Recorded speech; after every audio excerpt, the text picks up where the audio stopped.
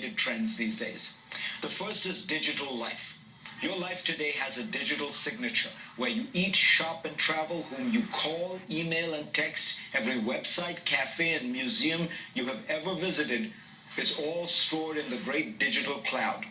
And you cannot delete anything ever. The second is big data.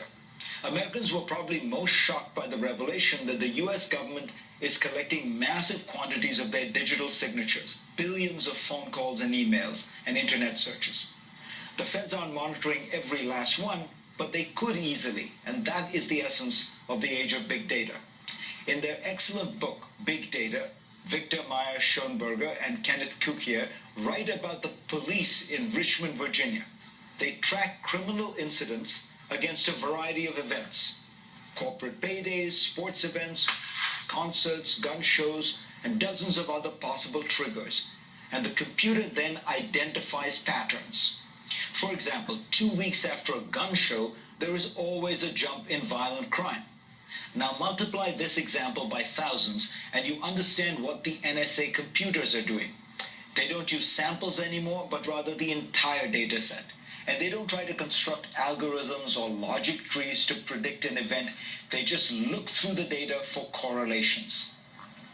As Meyer, Schoenberger, and Cukier point out, if computers can make predictions based on data analysis, should we prevent bad actions by arresting people before they act?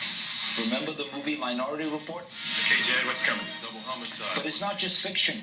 The NSA program PRISM aims to identify suspicious patterns to allow the government to prevent terrorism. That is, to act before a terrorist event takes place.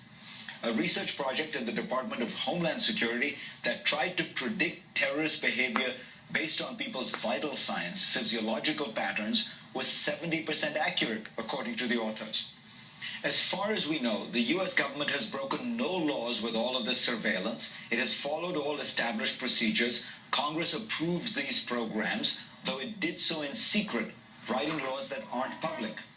Shouldn't we know more about the actual checks and balances for this kind of surveillance?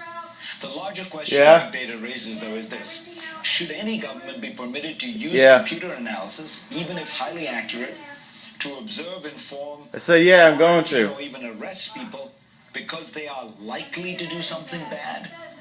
That seems like a scenario from a sci-fi thriller, yet here we are very close to a real-world version. For more on this, go to CNN.com.